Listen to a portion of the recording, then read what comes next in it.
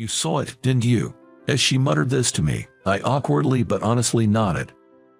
After all, there's nothing to be done about what I'd accidentally seen, the image of her that was spinning in my mind, refusing to leave. Yeah, what I had unintentionally seen while I was heavily drunk was. My name is Steve Patterson. I'm just a typical office worker. I was leading a moderately enjoyable life until today when things became a little out of the ordinary. I'm on a company trip. We're staying at this old but charming inn, complete with a hot spring and clean rooms. It's pretty awesome. Our company isn't that big, only about 20 people, but this year we'd performed particularly well, so they decided to give us nice accommodations. 2 male staff share a room and female staff got a single room. There aren't many female staff, and it's probably a special treat for our top performer, Catherine. Catherine is a stunning top saleswoman. Despite being my coworker, she is nothing like me. She is excellent and kind, like a goddess. As you might imagine, she was surrounded by the boss and department manager during the banquet at our trip. The boss and manager were clearly smitten with the hostess. Amidst all this, my gaze was directed at Catherine. Catherine, we have high hopes for you this year. You're our company's ace. Thank you. While watching her smile from afar, I sipped my drink. Even if it's pathetic, the thought of an average Joe like me drinking with Catherine felt audacious. As I was drinking like this, I ended up drinking more than I thought. The bosses were having a great time with the hostesses, and their boorish laughter echoed throughout the banquet hall. The female staff had returned to their rooms early because it was getting late, so it seemed like the bosses were having their fun time. Feeling dizzy from drinking too much, I made my exit in a hurry. My room was, although this was a traditional inn, unusually like a hotel, it had names and numbers on each room. Apparently, they used to have just names, but they started adding numbers to make it easier as they had more guests. Thanks to such efforts, this bed and breakfast has a long history as an established business. I looked at my room number. 38. There it is. The inn didn't have an auto lock, so I didn't need to bother unlocking the door. Also, as I had a habit of carrying all my valuables with me, I didn't lock my door since I didn't leave anything valuable in the room. I opened the door with a creak, took off my shoes, and opened the sliding door. But, for some reason, Catherine was in the room. The moment I saw it, my drunkenness instantly sobered, and I closed the door. Whoa, sorry, wrong room, oops. Even though I had sobered up, I was still staggering, and I stumbled on the threshold of the entrance and fell spectacularly. Wait, are you okay? Catherine tried to ask in a flustered manner, but she couldn't say anything. The scene was spinning in my head. She had a glamorous and fit body. Her skin was translucent white. I saw things in my head that I shouldn't have seen, yet they kept appearing over and over again. But then, I remembered the big bruise on her side. That bruise, I felt like I'd seen it somewhere. Even as I thought about this, perhaps because I was too drunk, I fell asleep right there at the entrance. A few hours later, I was prostrating myself before Catherine. It was to be expected. If Catherine made a complaint, there was no chance I would win. My life was to be decided by Catherine's forgiveness.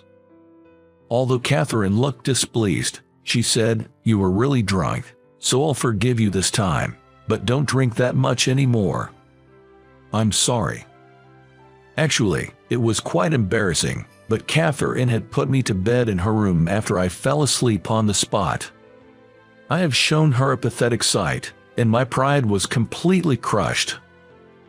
No matter how kind a goddess she is, it's only natural that she would be disgusted by my series of actions. Just as I had prepared myself for this, she finally opened her mouth. "Aren't you going to say anything?" Her usual confident smile was nowhere to be found. She seemed a bit down, lacking confidence. From my perspective as a man, I had been shown a captivating scene, and I was actually thankful for it. As I was considering my words carefully to avoid causing a big problem, she murmured, "You saw the bruise, didn't you?" I saw it, but what about it? Doesn't it disappoint you? Everyone says so. If only it weren't for that bruise, I'd be perfect. I did see the bruise, but the impact of the other pots was too strong, and I didn't think that bruise was something I needed to worry about. I don't think there's such a thing as a perfect person. It's kind of like your trademark, and it's cool. I inadvertently blurted out those words. Then, she widened her eyes in surprise. At the same time, I felt a sense of déjà vu.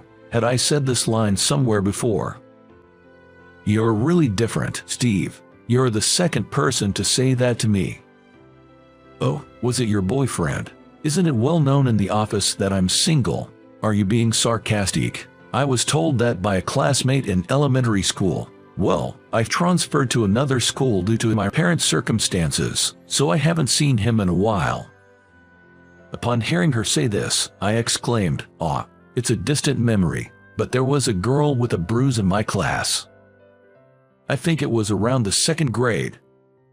During gym class, while changing, one of the boys said to her, 'What's that black spot? So gross.' A few boys joined in the mockery, and she ended up crying. I remember saying the same thing to her. She ended up moving away, and I can't even remember her name anymore. Could it be Catherine?"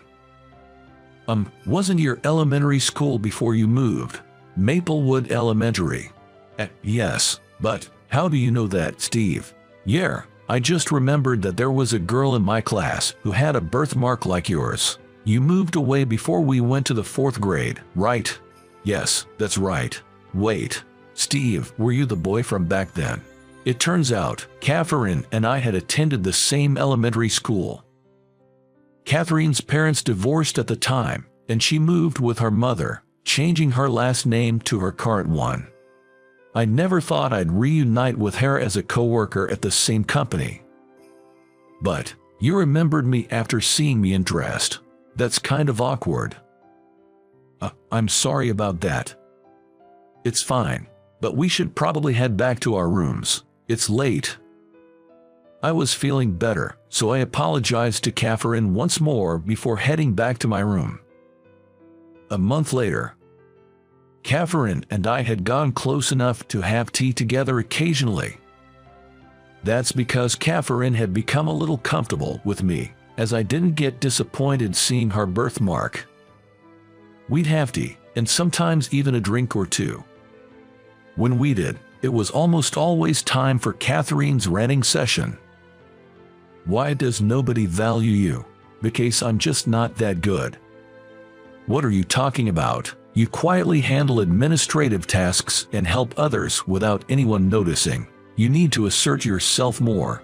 Catherine's complaints were mostly about my job evaluation. "I'm simply doing what I think will make everyone's job easier, nothing more." Catherine insists that it's incredible, but I think it's an overstatement. When I say so, Catherine always pouts. Seeing her like that was kind of cute, and I thought our relationship would continue like this forever. But then an incident occurred that marked the end of this relationship. Catherine said she was going to meet a client, and then all contact with her was cut off.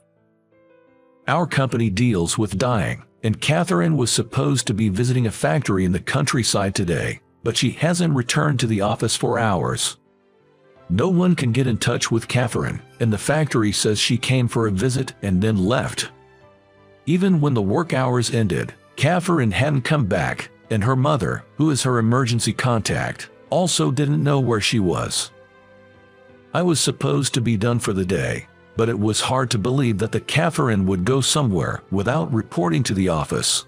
I decided to go looking for Catherine after work. The road leading to the factory is rarely used by vehicles. It was dark at night, and there was little I could do on my own other than look down at the mountain from the road, but maybe there was some kind of clue. As I was driving, I found Catherine's car stopped on the side of the road. But Catherine was nowhere to be found.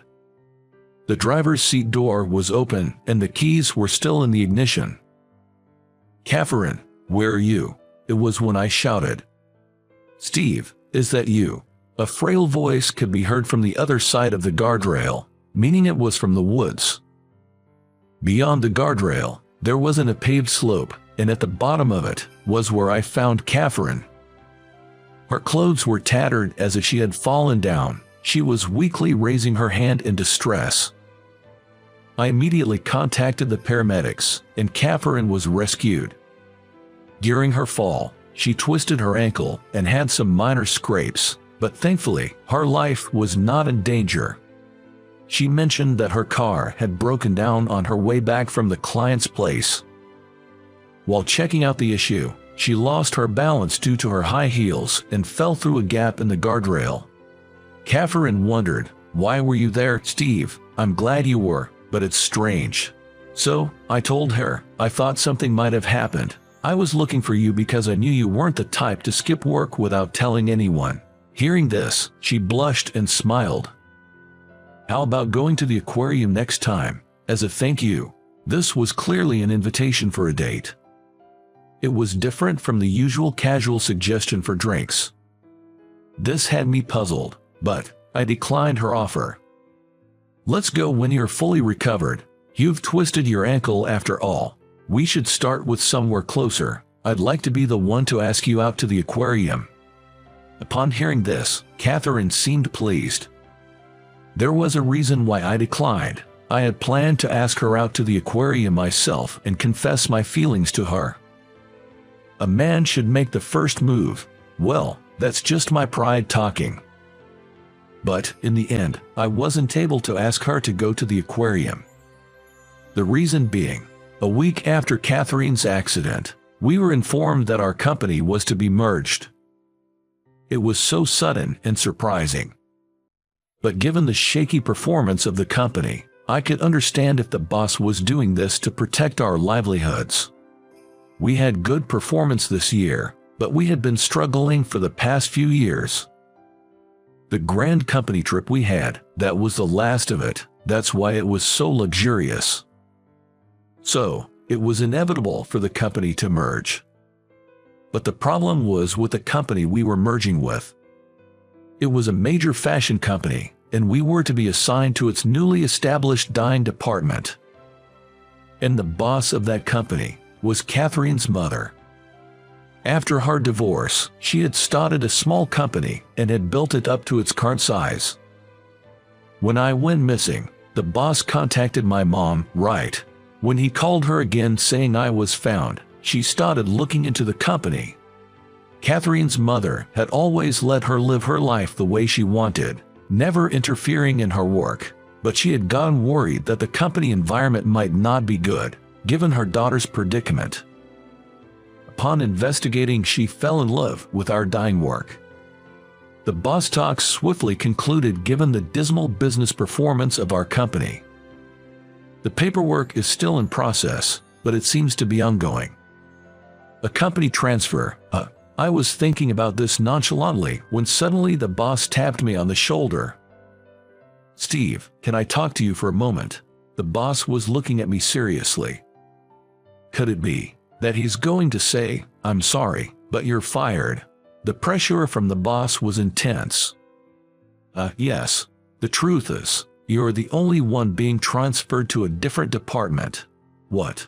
Am I not in the dyeing department?" I was surprised as I received an explanation from the boss. Apparently, based on the recommendation from a woman named Catherine, I was the only one assigned to the main office. I was shocked by this, but Catherine too was going to be assigned to the office. When I told my mom about your hard work, she said she wanted you in the office. She's a tough person even with her own family, so it wasn't just because I recommended you. It's based on your achievements," Catherine said. I was perplexed by what Catherine said, but I wanted to make the most of this opportunity that I had been given. Besides, I didn't want to disgrace Catherine, who had recommended me. I'll do my best. And thus, I progressed in my new company, which was about 20 years ago now. I'm in my 50s now. But thanks to my hard work back then, I'm now an assistant to the CEO.